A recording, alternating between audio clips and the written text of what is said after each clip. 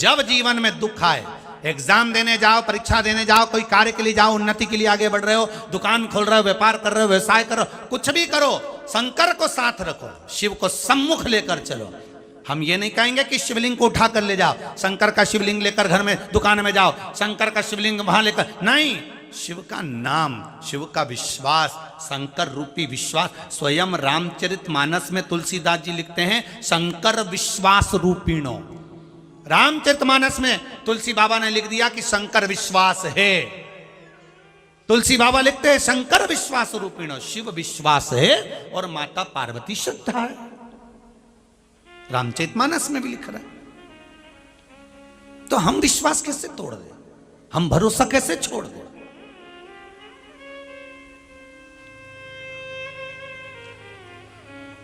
हम कैसे वंचित हो जाए सब?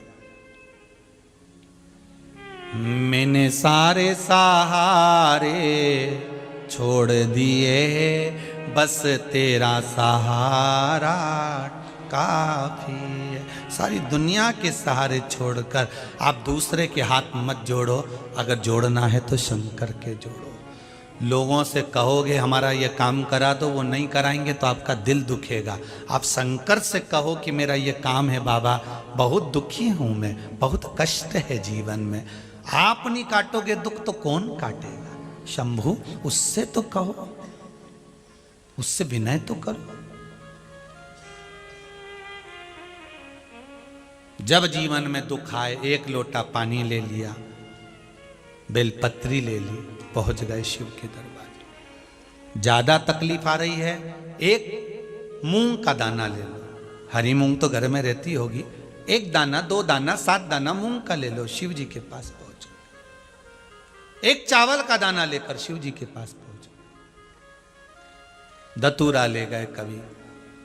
शिव जी के पास में कोई भी कीमती चीज लेकर नहीं जाते। जाते क्या कि बहुत सारा पैसा लेकर जा रहे, शंकर को नहीं चाहिए। आपका धरो आपके पास में, आप रखो आपके पास, नहीं चाहिए बोले।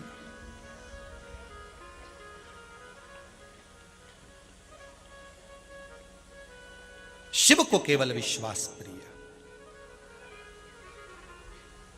मेरे भोले तेरा सहारा का तू किनारा है। इस संसार सागर से उबरने के लिए शंकर की कथा, ये तो पूरे भारतवासियों को, देश और विदेश में बैठे एक एक शिव भक्त को भगवान शंकर को धन्यवाद देना चाहिए कि भोलेनाथ तूने बड़ी कृपा करी, जो लॉकडाउन में शिव महापुराण को हमें दे दिया, भले टीवी चैनल के माध्यम से दिया। पूरे विश्ववासियों को भगवान शंकर को धन्यवाद देना चाहिए। अभी तक हम भागवत सुनते थे, रामायण सुनते थे, गीता सुनते थे, सब कुछ सुना, ये रह गई थी। और ये जब से मिली है तब से आनंद की अनुभूति हो गई है। शिव को धन्यवाद देना चाहिए कि तूने कृपा करी है। ये कहां छुपी थी, ये शिव महापुराण कहां छुपी थी वेद व्यास जी द्वारा, वो मिल गई, हमारी जिंदगी संवर गई। हमको कहां छुपी हुई थी?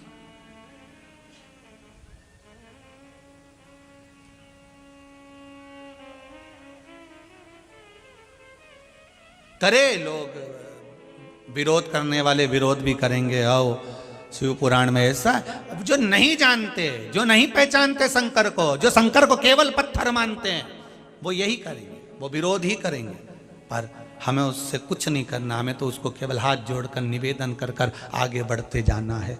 हाथी जाए बाजार, निस्वान भोले कुत्ता भोले हजार। अपन तो हाथी जैसे चलते हुए अलमस्त शिव के दरवाजे जाओ, चिल्लाने वाला कितना ही चिल्लाता रहे, चिल्लाए जिसको चिल्लाना। तुम तो शंकर की भक्ति में डूबे रहो, जब मन करे तब चले जाओ, जब चित्त लगे तब शिव के पास जाओ। और ये समझ कर जाना कि हमारा दादा बैठा है, हमारा पिता बैठा है, हमारे घर का बुजुर्ग बैठा है, और वो बैठा है तो दुख नहीं आने देगा। सास जब तक घर में रहती है, घर का रसोई घर खाली नहीं होने देती। घर की बुजुर्ग जब तक घर में है तो रसोई घर खाली नहीं होने देते। जब तक शंकर तुम्हारे साथ में है, तुम्हें भी खाली नहीं होने देता। वो घर का बुजुर्ग है, वो घर का बुजुर्ग है, खाली नहीं होने देगा। मान लो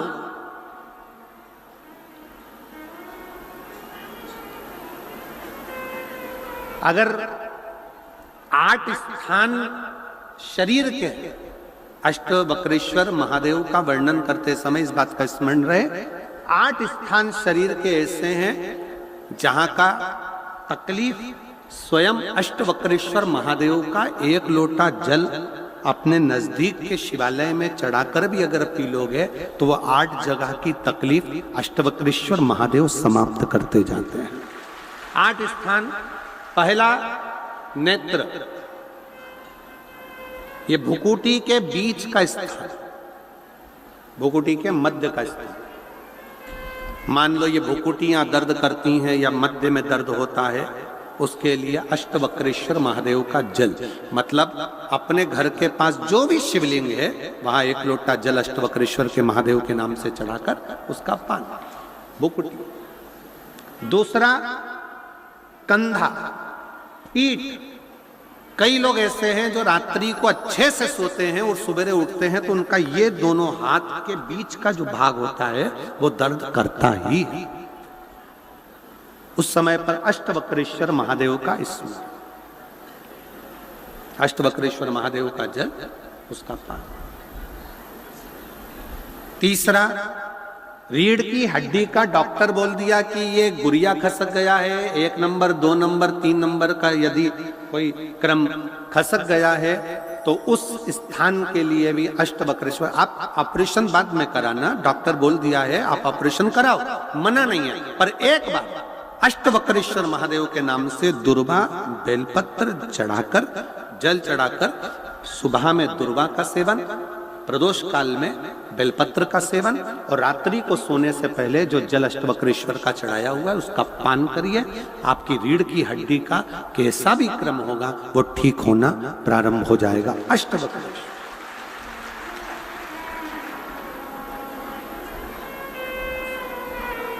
अष्टवक्रेश्वर। चौथा स्थान बताया, अगर चेस्ट में कोई तकलीफ आती है, चेस्ट में गांठ हो जाए या चेस्ट में कोई प्रॉब्लम खड़ी हो जाए तो उसके लिए भी अष्टवक्रेश्वर महादेव का स्मरण किया जाता है। 2 छोटे छोटे पात्र में जल लिया जाता है, दोनों पात्र का जल एक साथ शिव पर छोड़ा जाता है। चेस्ट के लिए दोनों पात्र का जल छोड़ा जाता है और उस जल का पान नंदी के पास बैठकर किया जाता है अष्टवक्रेश्वर नाम से।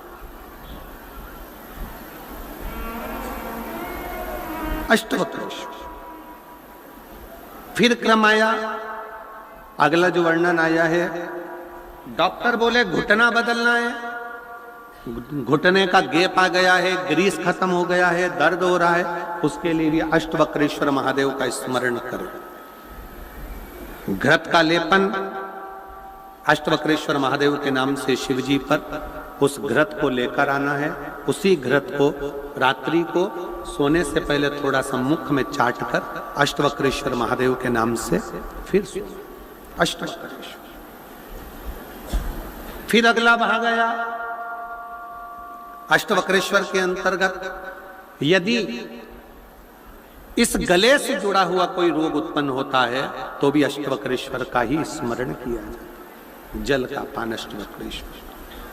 और 8वें स्थान के रूप में जो पिड़ली के घुटने से नीचे के जो भाग होते हैं उसके लिए अष्टवक्रेश्वर महादेव पर 7 दुर्वा, 7 बेलपत्र और 7 अक्षत शिव को समर्पित कर कर दुर्वा बेलपत्र का पान 7 दिन तक लगातार उसी भाव में अष्टवक्रेश्वर महादेव का नाम लेकर किया जाता। अष्टवक्रेश्वर।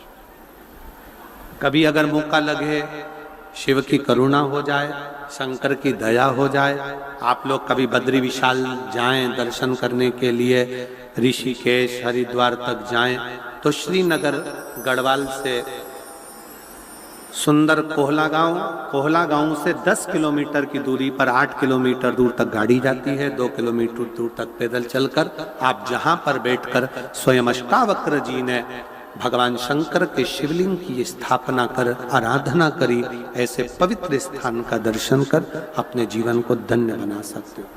बोल अष्टावक्रेश्वर महादेव की। 3 महादेव के नाम का स्मरण अच्छे से रखिएगा। पहला कुंद का ईश्वर।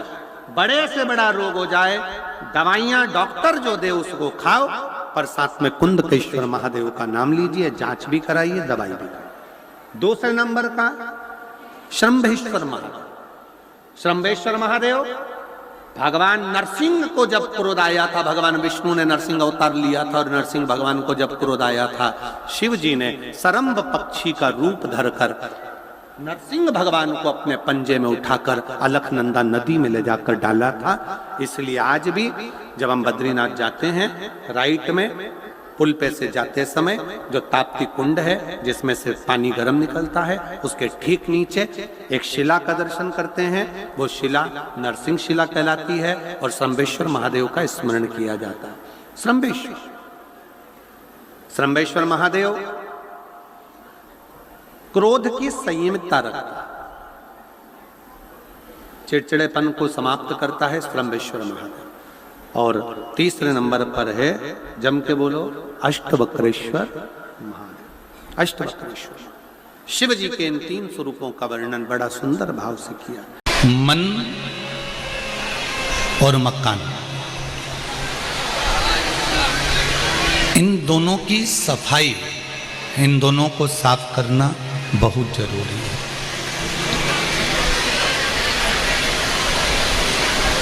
मकान में ज़्यादा धूल जम जाती है तो उस कमरे के अंदर जिसमें धूल जमी हुई है उस कमरे में कोई जाता नहीं है, उस कमरे में कोई पहुंचता नहीं है।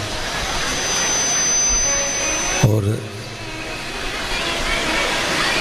मन में अगर धूल जम गई, मन के भीतर अहंकार की अगर धूल जमी है तो उसमें भी परमात्मा प्रवेश नहीं करता, उसमें भगवान नहीं आता।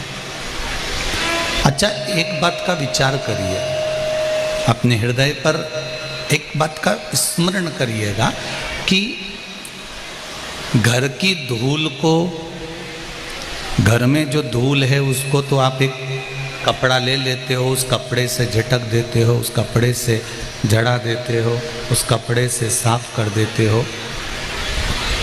पर जो भीतर की धूल है, अपने अंदर की जो धूल है, उसे किस कपड़े से झड़ाओ? तो शिव महापुराण की कथा कहती है वो कपड़ा कोई दूसरा नहीं होता जिससे धूल जड़ाई जाती है, अहंकार की। अहंकार की धूल को झड़ाने के लिए गुरु की वाणी का जो कपड़ा होता है उससे सारी धूल अपने आप जड़ जाती है। गुरु की वाणी की जो धूल है, गुरु की वाणी का जो कपड़ा है, उससे अहंकार, काम, लोभ, वासना, तृष्णा, आसक्ति, ये सारी धूलें धीरे धीरे धीरे धीरे समाप्त हो जाती। आप उससे समाप्त कर सकते हैं।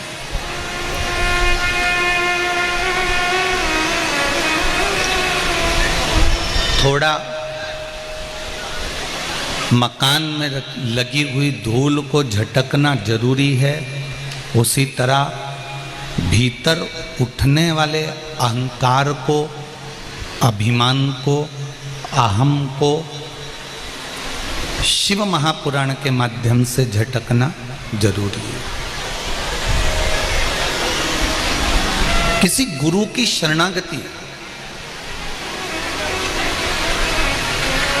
परमात्मा के दरवाजे की शरणागति, भगवान के चौखट की शरणागति, भगवान की भक्ति की शरणागति, गुरु चरणारविंद की शरणागति हमको कुछ फल अवश्य देती है। मात्र एक दुर्वा, शंकर भगवान पर चढ़े हुए जल जब नीचे की ओर आता है, जिस जगह पर जल गिरता है उस जगह पर मात्र एक दुर्वा प्रदोष के दिन अपनी कामना कर कर इस शरीर के सुख के लिए शंकर भगवान के जल गिरने वाले स्थान के पास में अवधूतेश्वर महादेव के नाम से रख दी जाती है, तो जिंदगी में कभी बड़ी बीमारी नहीं आती। उसी तरह जिससे रोग को समाप्त करने के लिए दुर्वा का प्रयोग किया जाए। आप लोगों ने पूर्व में जो शिव महापुराण की कथा कुबेरेश्वर बाबा की धरा से करी थी, वो आप लोगों को ध्यान में होगा। दुर्वा कैसे उत्पन्न हुई थी, दुर्वा का महत्व क्या है, कितनी दुर्वा चढ़ाना चाहिए, कैसी दुर्वा चढ़ाना चाहिए, दुर्वा की उत्पत्ति कहां से हुई है, दुर्वा तोड़ने के बाद पानी में डालने के बाद फिर हरी हो जाती है, इसका क्या कारण है, दुर्वा गणेश जी को क्यों चढ़ाई जाती है, शंकर जी को दुर्वा किस स्थान पर चढ़ाई जाती है, ये सारी कथा आपको पूर्व में इसी कुबेरेश्वर बाबा के पावन धरा से सुना चुके हैं, जो टीवी पर डली हुई है। कभी आपने नहीं सुनी हो तो यूट्यूब पर से दुर्वा शिव महापुराण की कथा आप निकाल कर उसको श्रवण कर सकते हैं। उसमें वर्णन किया है कि इस दुर्वा का महत्व क्या है, दुर्वा का क्या क्या।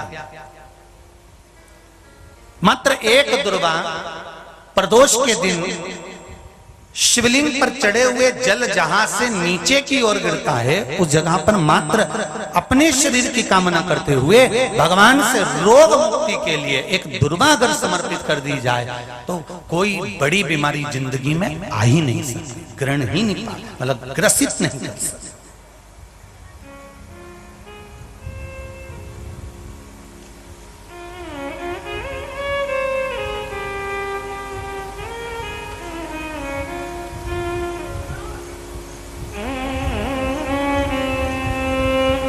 एक और अच्छी बात है, बहुत ध्यान लगाकर सुनिएगा जरा।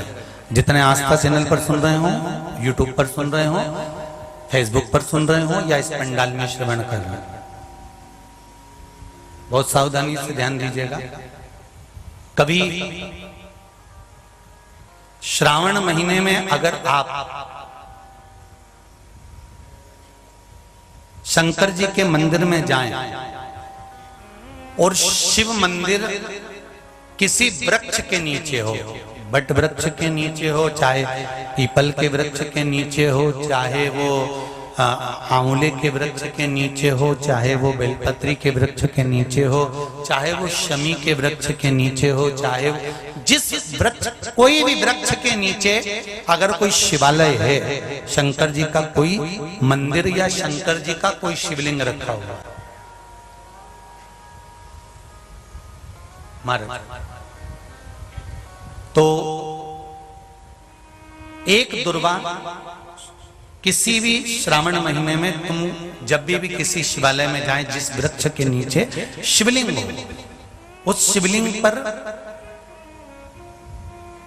ये शिवलिंग रखा हुआ है, ये जलाधारी है, जलाधारी पर जहां शिवलिंग रखा हुआ है वहां कटी भाग है, कटी भाग माता पार्वती जी का हस्तकमल, उसके ऊपर रखा हुआ है शिवलिंग, सामने अशोक सुंदरी और भगवान शंकर के दोनों पुत्र गणेश कार्तिकेय, ऊपर से जल गिरता है जया विषहारा शामलीवारी दौतली देव, ये भगवान शंकर की 5 बेटियां। तो जो कटी भाग है, इस कटी भाग पर अगर मात्र एक दुर्वा समर्पित कर कर जिसकी किडनी या लीवर डैमेज हो रहा हो, काम नहीं कर रहा हो, या किडनी लीवर में कोई तकलीफ हो रही हो, या डायलिसिस चल रहा हो, तो मात्र एक दुर्वा उस कटी भाग पर श्रावण महीने में समर्पित कर कर उस दुर्वा के 7 टुकड़े कर कर 7 दिन प्रतिदिन सुबह के समय पर उसको चबाकर खा लेने पर या निगल जाने पर धीरे धीरे धीरे धीरे डायलिसिस बंद होने लगता है